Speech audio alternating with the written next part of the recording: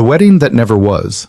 When a mafia boss's perfect bride became his perfect nightmare behind a silk curtain in Manhattan's most exclusive bridal salon, Evelyn Cross stood frozen as her world shattered in whispers.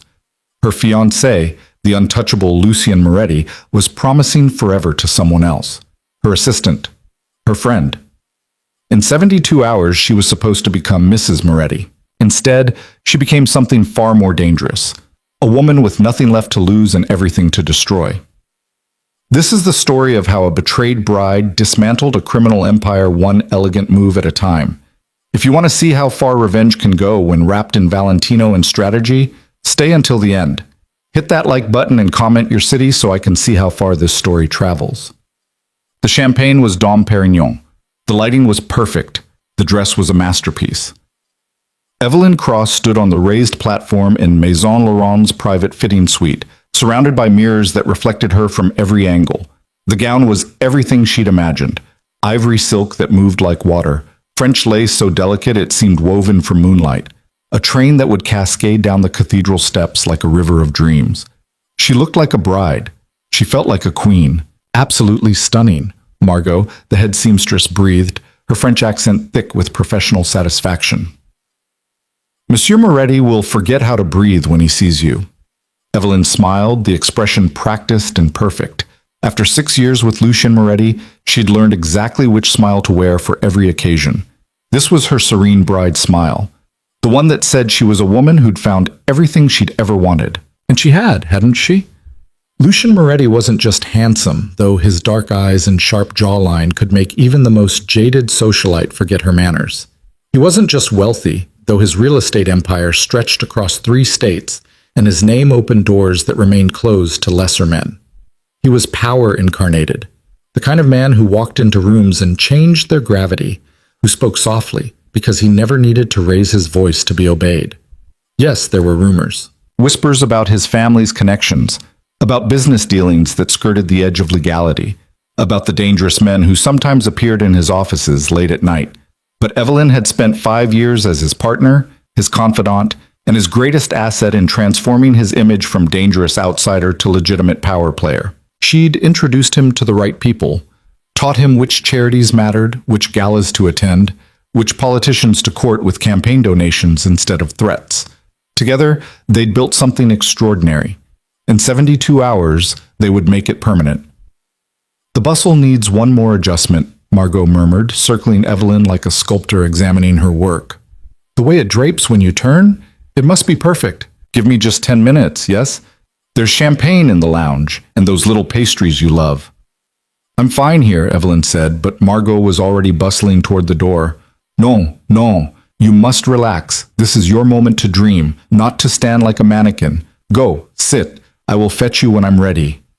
Before Evelyn could protest, Margot had swept out, leaving her alone with her reflection and the quiet afternoon light filtering through the salon's tall windows. She stepped down from the platform carefully, the gown's weight unfamiliar, and moved toward the small antique settee near the window. From here, she could see Fifth Avenue below.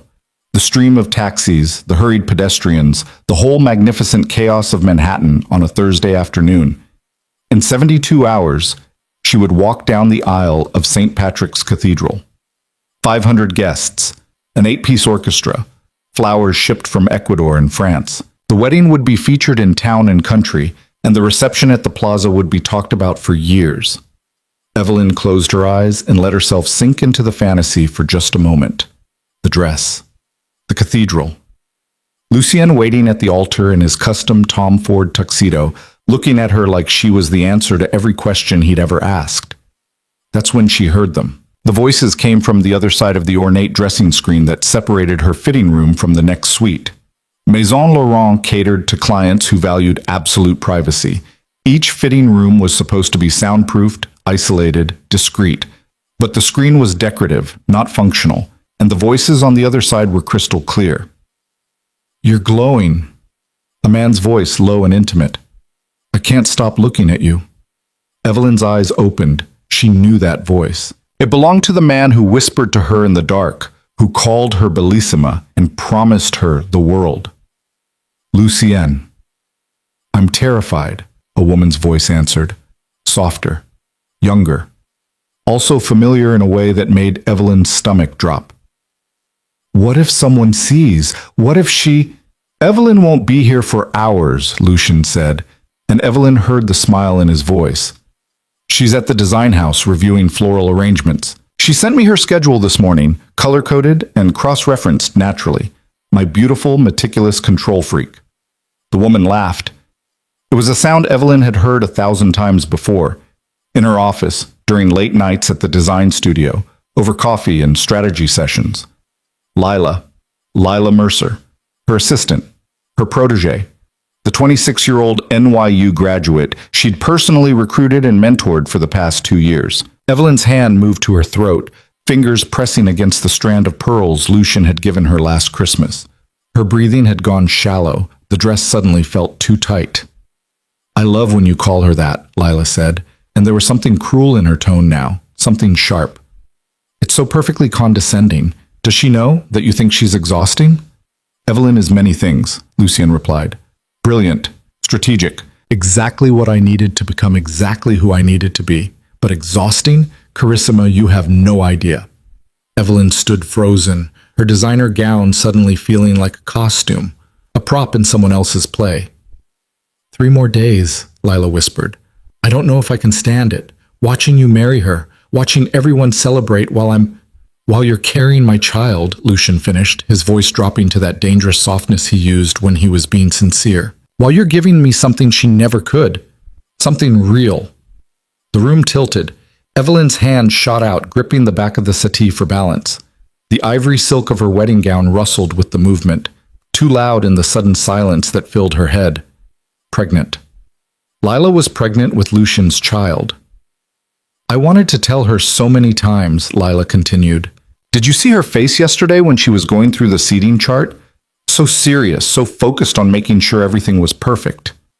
She kept asking me to confirm which of your business associates needed to be seated near the family section. I almost laughed. She's good at details, Lucian said. That's what makes her valuable. She thinks if she manages every variable, controls every outcome, she can make the world behave. It's endearing, in a tedious way. Do you love her at all? Lila asked. The pause that followed was longer than it should have been. I respect her, Lucian finally said. She's been exactly what I needed. The perfect polished surface to hide what's underneath. Evelyn Cross, the brilliant design executive with the impeccable reputation and the society connections. She made me legitimate, opened doors that would have stayed closed to a Moretti, turned me from a threat into a trophy. That's not an answer, Lila pressed. It's the only answer that matters, Lucian replied, and Evelyn heard movement, fabric rustling, footsteps on carpet. Love is for people who have the luxury of choosing based on feelings. I chose based on strategy, and in 3 days that strategy becomes permanent. I'll have everything I need, the legitimate business empire, the social standing, the political connections. And I'll have you. Both of you. What happens after? Lila's voice had gone quieter. After the wedding? After the wedding, nothing changes. Evelyn will be my wife, beautiful, accomplished, perfect for photographs and charity galas. And you'll be mine in the ways that actually matter. Discreet, protected, cherished. She'll find out eventually, Lila said. She's too smart not to. Lucian laughed. It was the same laugh he'd given Evelyn 1,000 times. Warm, indulgent, utterly confident. Evelyn sees exactly what she wants to see. She spent years convincing herself that I'm a reformed bad boy who just needed the love of a good woman to become respectable. She believes her own fairy tale. Why would she question it now? Because I'm pregnant, Lila said flatly. Because that's not exactly subtle. By the time anyone notices, I'll be married, untouchable, and you'll be taken care of. The apartment in Brooklyn I bought under the shell company, the trust fund I'm establishing for the baby. Everything will be perfect, compartmentalized, clean. Evelyn's fingers had gone numb. She looked down and realized she was gripping the settee so hard her knuckles had turned white against the ivory silk of her gloves. She wanted to scream, to tear through the screen and confront them both, to rip off this ridiculous dress and burn it in the middle of Fifth Avenue. Instead, she did something that surprised even herself. She reached into the small beaded clutch she'd set on the settee and pulled out her phone. Her hands were steady as she opened the voice recording app. Steady as she pressed record. Steady as she held the phone up toward the screen, capturing every word of the conversation that was destroying her life. "I'm scared," Lila was saying now. "What if the prenup?" "The prenup is handled," Lucien interrupted. "My lawyers wrote it. Evelyn's lawyers reviewed it. It's airtight and completely in my favor." She was so focused on protecting my business interests, so determined to prove she trusted me, that she never questioned the terms. Evelyn's lawyer had questioned the terms, had told her the agreement was unusually weighted toward Lucy's benefit, had advised against signing. Evelyn had overruled her because she trusted Lucien, because she believed in them. "What about Evelyn's company?" Lila asked. "Cross Design Collective is worth millions. She built it from nothing, and she'll keep running it," Lucien said smoothly. "I'm not interested in fabric swatches and interior design, but the contacts she's made, the access she's earned, that becomes mine through marriage. Her reputation becomes my reputation. Her legitimacy becomes my legitimacy. That's what this has always been about." Evelyn's thumb pressed down on the screen, making sure the recording was still active.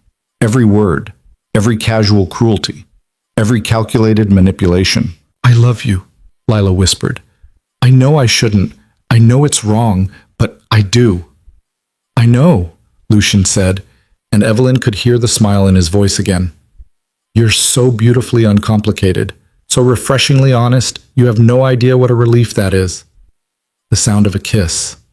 Soft, intimate, the kind of kiss that meant something. Evelyn stood there in her wedding dress, recording the sound of her fiancé kissing her assistant, and felt something inside her that had been soft and warm for 6 years turn to ice.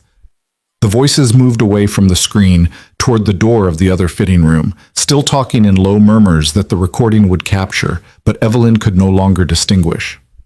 Then the door opened and closed, and they were gone. Evelyn stood alone in the afternoon light, surrounded by mirrors that showed her from every angle in the dress she would never wear. She pressed stop on the recording, checked to make sure it had saved properly. Then she opened her messages and sent 3 texts in rapid succession. The first was to her lawyer, "Need to see you, tonight, emergency." The second was to her assistant, not Lila, but her other assistant, Marcus, who handled her personal affairs. "Clear my schedule for tomorrow, all day. Don't tell anyone." The third was to herself, a reminder. Do not cry. Do not break. Do not give them the satisfaction. She stood there for another moment, looking at her reflection. The dress really was perfect. The bride in the mirror looked radiant, but the woman wearing the dress was already planning a war. When Margot returned 15 minutes later, she found Evelyn exactly where she'd left her, poised, serene, smiling that perfect practice smile. "I think the bustle is perfection now," Margot announced. "Come, let me show you." Evelyn stepped back onto the platform and let Margot fuss with the fabric, making minute adjustments that didn't matter anymore. She watched her reflection turn and pose and move exactly as a bride should. "You're so calm," Margot observed, pinning a final fold. "Most brides at this stage are nervous wrecks, but you look like you don't have a care in the world." Evelyn met her own eyes in the mirror. "I've learned that staying calm is the best revenge," she said. Margot laughed, not understanding. "Revenge for what?" "For being underestimated," Evelyn replied. The apartment Evelyn shared with Lucien occupied the top 2 floors of a converted brownstone in the West Village. It was beautiful in the studied, expensive way that spoke of professional designers and unlimited budgets, exposed brick and modern art, floor-to-ceiling windows and custom furniture, every surface carefully curated to project success and taste. Evelyn had designed most of it herself, back when she still believed she was building a home instead of a showroom. She arrived at 7:30. Lucien's car wasn't in the private garage yet, which meant he was still at whatever meeting had supposedly kept him busy all afternoon. Or still with Lila. The thought didn't even hurt anymore. Just 3 hours after the salon, and already the pain had crystallized into something harder, clearer. She took the private elevator to the main floor and walked through rooms that suddenly felt like a stranger's home. Everything looked exactly the same. Nothing would ever be the same again. In the master bedroom, she changed out of her day clothes with mechanical precision. removed her jewelry, washed her face, pulled on yoga pants and a cashmere sweater, the kind of casual comfort she wore when it was just the two of them, when Lucien would pull her into his lap and call her beautiful without makeup, when she'd believed he meant it. She was sitting in the library with a glass of wine and a book she wasn't reading when she heard his key in the lock. "Evelyn?" His voice carried through the apartment. "Are you home?" She took a breath, arranged her face into the expression she needed. "In here," she called back. Lucien appeared in the doorway moments later, still wearing his suit from whatever meeting he'd actually attended. He was 42 but looked younger, the kind of effortless handsomeness that came from good genes and better tailoring, dark hair starting to silver at the temples, eyes that could shift from warm to cold in a heartbeat, the kind of smile that made people want to trust him even when their instincts screamed otherwise. He'd used that smile on her for 6 years. "There's my beautiful bride," he said, crossing the room to kiss her forehead. "How was the fitting?" Evelyn accepted the kiss without flinching. "Perfect. Margot is a genius. I have no doubt you look stunning." He poured himself a scotch from the bar cart and settled into the chair across from her. "I'm sorry I couldn't be there to see." "You'll see in 3 days," Evelyn said. "Tradition and all that?" "Tradition," Lucien repeated, smiling. "You and your traditions. I love that about you." "Do you?" Evelyn thought. "Or do you just find it useful?" "How was your day?" she asked instead. "Productive?" "Signed the papers on the Chelsea property. Had lunch with the development team. Spent the afternoon reviewing contracts." He sipped his scotch, utterly relaxed. The usual Thursday chaos. Every word a lie, or at least every word designed to hide the truth. Evelyn watched him over the rim of her wineglass and marveled at how easy it was for him, how smoothly the deception rolled off his tongue, how completely he believed she would accept it. "I've been thinking," she said carefully, "about the business, about making sure everything is protected as we move forward." Lucien raised an eyebrow. "Protected how?"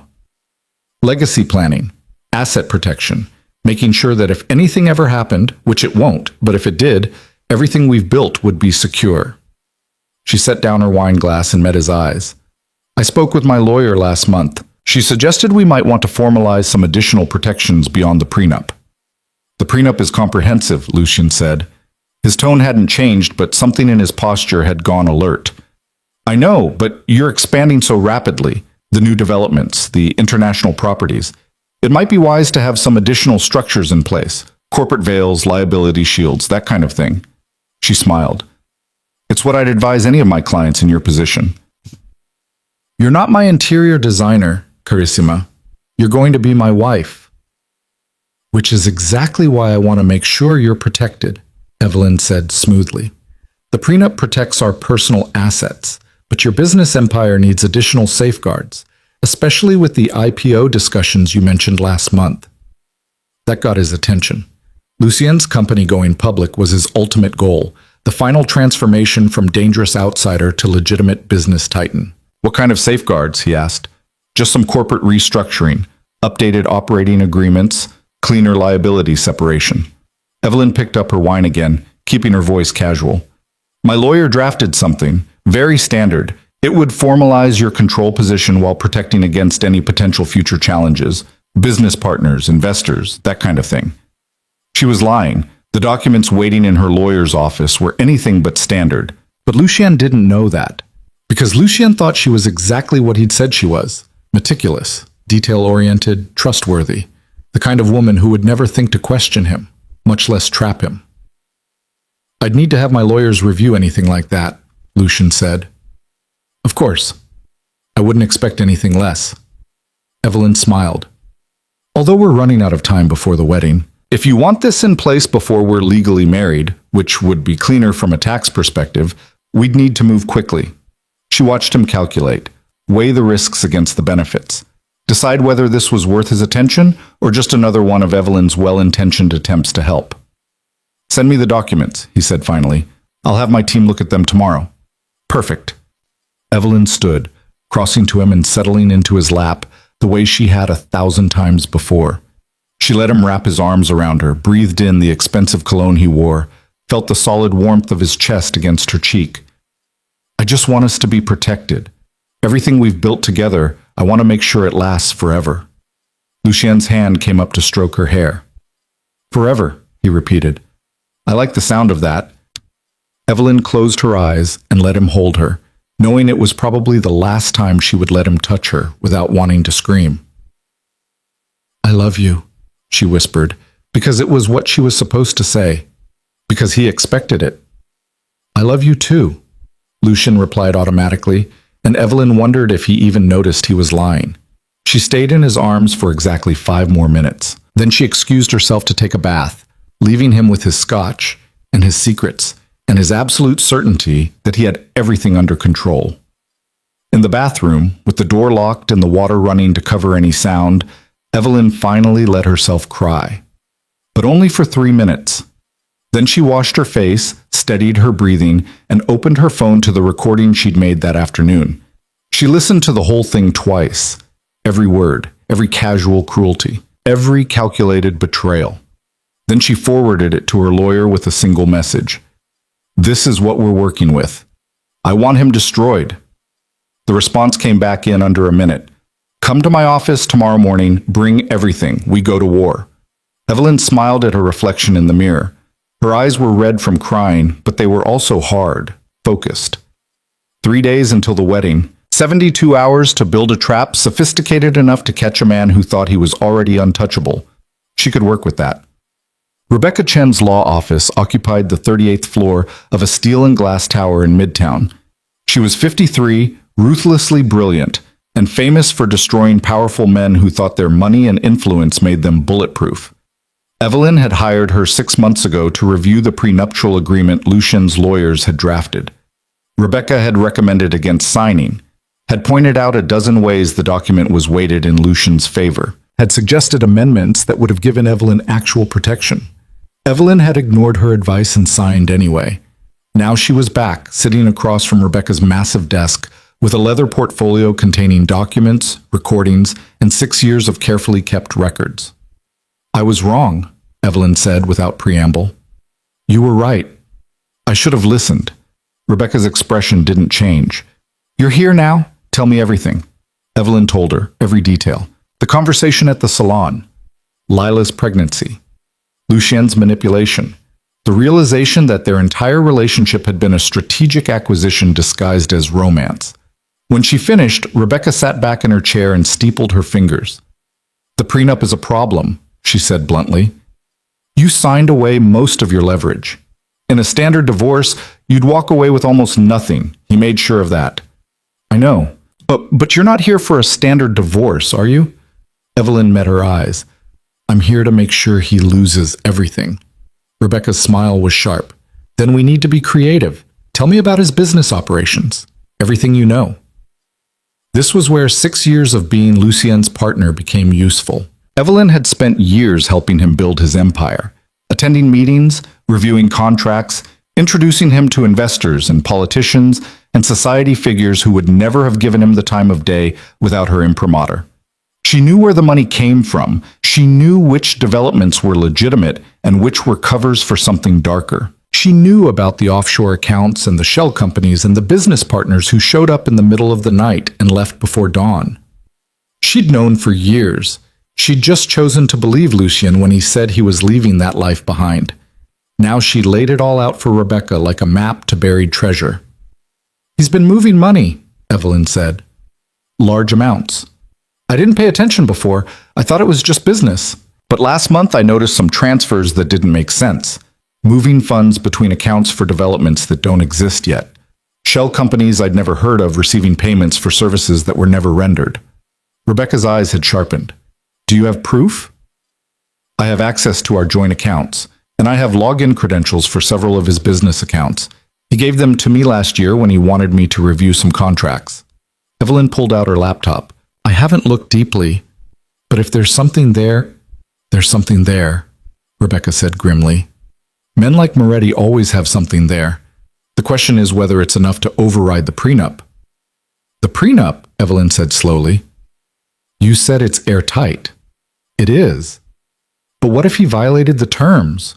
Rebecca leaned forward. What terms?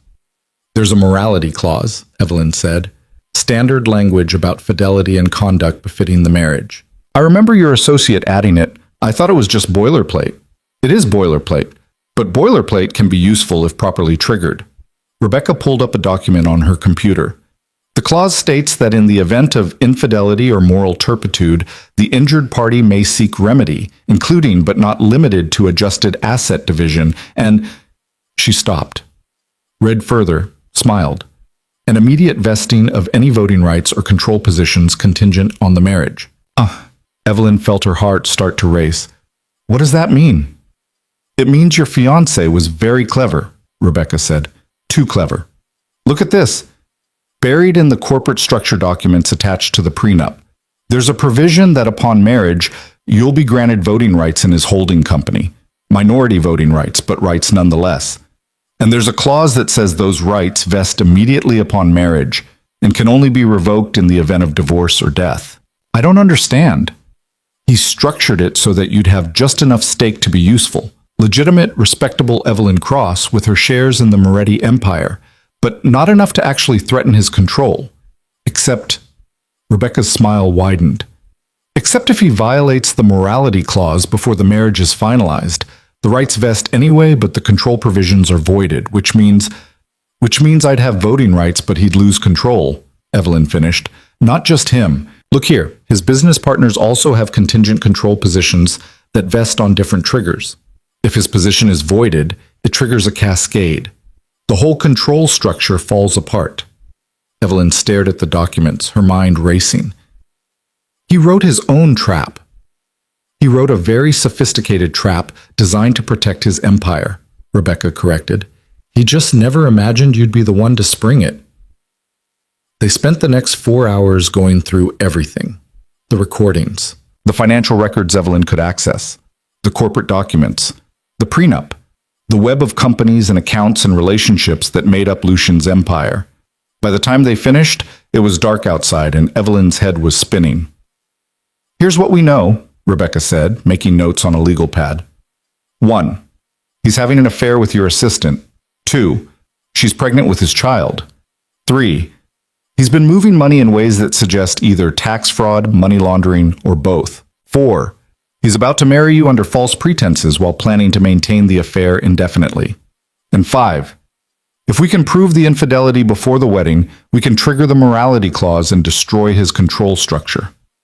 But proving it means confronting him, Evelyn said, which means he'll know I know, which means he'll find a way to protect himself, Rebecca finished. Men like Moretti always do. We need something better than proof of an affair. We need something that makes him untouchable in a bad way, something that brings down his whole empire. Evelyn was quiet for a long moment. Then, Lila has proof, text messages, probably emails, maybe financial records of the apartment he bought her, the expenses he's been covering. Can you get them? I think so. She's terrified of him. I heard it in her voice this afternoon. She's scared of what happens if this falls apart. If I approach her the right way, position it as protection for her and the baby. She'll turn on him to save herself, Rebecca finished. It's worth trying, but Evelyn, if you do this, there's no going back. Once we start moving pieces, he'll notice, he'll fight back. Are you ready for that? Evelyn thought about the dress hanging in her closet, about the cathedral reservation and the florist orders and the 500 guests who would be expecting a wedding in 48 hours. She thought about Lucian's voice saying she's been exactly what I needed, like she was a tool he'd used and was preparing to discard.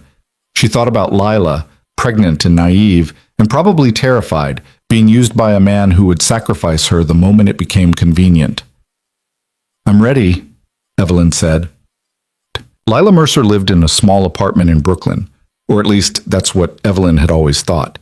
Now driving through the darkened streets toward the address Rebecca's investigator had provided, Evelyn realized how little she actually knew about the woman who'd worked beside her for 2 years.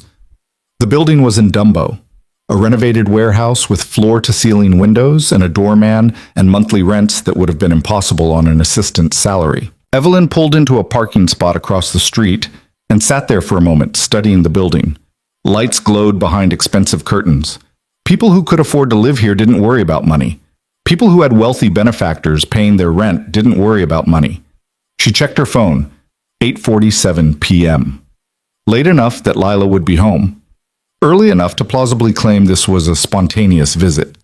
Evelyn took a breath, checked her appearance in the mirror. She'd dressed carefully for this. Expensive but not threatening, polished but approachable. The kind of outfit that said she was here as a friend, not an employer. The doorman barely glanced at her when she walked in. "I'm here to see Lila Mercer," Evelyn said with the confidence of someone who belonged. "She's expecting me." Another lie, but an effective one. The doorman waved her toward the elevator. Apartment 6C. Evelyn pressed the buzzer and waited, her heart pounding despite her calm exterior. When the door opened, Lila's face went white. "Evelyn," she breathed. How did you... "Can I come in?" Evelyn asked quietly.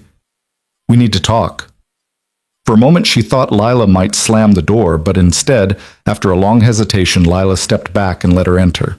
The apartment was beautiful, hardwood floors and exposed brick, modern furniture and expensive art. The kind of place that screamed money, the kind of place Lucien would buy for a mistress he wanted to keep comfortable and quiet.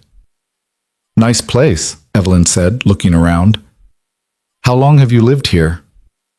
6 months. Lila's voice was barely a whisper.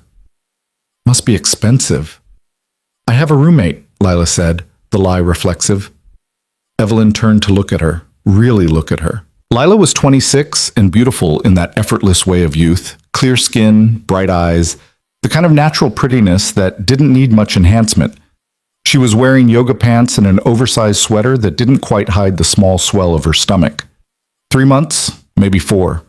Not showing yet to anyone who wasn't looking for it. "Lila," Evelyn said gently, "I heard you at the salon this afternoon. I was in the next fitting room." The color drained from Lila's face completely. "I heard everything," Evelyn continued. "Every word." Lila sank onto the couch like her legs had given out. "Oh my God." "How long?" Evelyn asked. "How long have you been sleeping with my fiancé?" Lila's hands were shaking. "A year, maybe a little longer." A year. While Evelyn had been planning the wedding, while she'd been introducing Lucien to her clients, building his reputation, believing in their future. "Does he love you?" Evelyn asked. Lila looked up, surprised by the question. He says he does." "Do you believe him?" The pause was telling. "I want to." Evelyn sat down on the chair across from her. "Can I tell you what I think? I think Lucien Moretti is very good at making women believe what he needs them to believe. I think he told me he loved me for 6 years while planning exactly how to use me. And I think he's telling you he loves you while planning exactly how to use you." "You don't know him like I do," Lila protested weakly. "Don't I? I know he bought you this apartment through a shell company, so there's no paper trail connecting it to him. I know he's been transferring money to offshore accounts to pay for your expenses without leaving evidence. I know he spent a year sleeping with both of us while planning a wedding that was never about love. It was about legitimacy and power and control." Tears were streaming down Lila's face now. "He said he was going to leave you. After the wedding, after everything was settled." "He's not going to leave me," Evelyn interrupted, "because I'm useful. I'm the respectable face he needs for his empire. You're the mistress he keeps hidden, and if anything goes wrong, if any of this threatens his position, he'll sacrifice both of us without hesitation." "That's not true," Lila whispered, but she didn't sound convinced. Evelyn leaned forward. "When did he set up this apartment? When did the money transfers start?" "Last year, after it got serious between us." "And when did his business expansion really take off? When did the major development